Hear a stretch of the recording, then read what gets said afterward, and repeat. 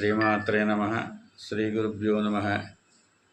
పులుగుత్త రామారావు శర్మ అనబడి నేను బాలా త్రిపుర సుందరి అమ్మవారి యొక్క ఉపాసకులుగా గత 30 సంవత్సరాల నుంచి కూడా భవానీ జ్యోతిష్య పరిహారాలు అనేటటువంటి కార్యక్రమాన్ని ప్రారంభించి జ్యోతిషాలయాన్ని ప్రారంభించుకుని అలాగే గ్రామ పురోహిత్యం ఇక్కడ పరిసరాల్లో 40 సంవత్సరాల మట్టి కూడా మనం పురోహిత్యంలో ఉంటూ 30 సంవత్సరాల మట్టి అమ్మవారి ఉపాసన చేస్తూ దేవీ నవరాత్రులు అలాగే భవానీ దీక్షలు, భవానీ పూజలు, భవానీ మాలధారణ చేస్తూ అలాగే విగ్రహ ప్రతిష్టాపనలు కార్యక్రమాలు, హోమాలు, చండీ హోమాలు, వివాహాది కార్యక్రమాలు చేస్తూ కాలం గడుపుతూ ఉన్నాం.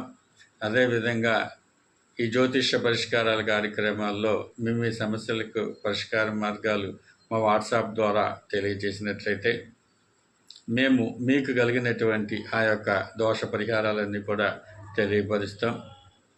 మేము తెలియపరిచినటువంటి పరిష్కార మార్గాల్ని మీ దగ్గర ఉన్నటువంటి ఆలయాల్లో కానీ పురోహితులతో కానీ చేయించుకోవచ్చు.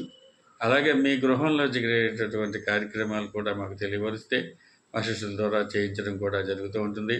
అలాగే మాకు ప్రతినిత్యం కూడా గృహంలో ఒక ఆశ్రమంగా పెట్టుకొని చండీ హోమాలు, శాంతి హోమాలు, గాయత్రి హోమాలు నిర్వహిస్తూ ఉంటాం. అలాగే భవానీ మాత యొక్క అమ్మవారి దుర్గా హోమాలు నిర్వహిస్తూ ఉంటాం. అలాగే అమ్మవారి ద్వారా రక్షా కంకణాలు, అలాగే అమ్మవారి తాయెత్తులు కూడా మేము ఇస్తూ ఉంటాం. అలాగే జపాలు కూడా జరిపిస్తూ ఉంటాం మేము. అందువల్ల ఇవి గ్రహించి ప్రతి ఒక్కరూ కూడా మీ సమస్య పరిష్కార మార్గాల గురించి మాకు తెలియజేసినట్టయితే మేము ఈ సేవ అంతా కూడా మీకు ఇంకో మాట, ఈ సేవ అంతా కూడా ఉచితంగానే తెలియజేస్తాం. మీకు తోచినవి అమ్మవారికి దక్షిణగా బ్రాహ్మడికి ఇవ్వడం అది సహజం, అంతే తప్ప మేము దీని ద్వారా ఆశించేది ఏమీ లేదని కూడా మరొకసారి మీకు తెలియపరుస్తూ ఉన్నాం. అలాగే ఈరోజు ఒక చిన్న పరిష్కార మార్గాన్ని మేము ముందుంచుతున్నాం.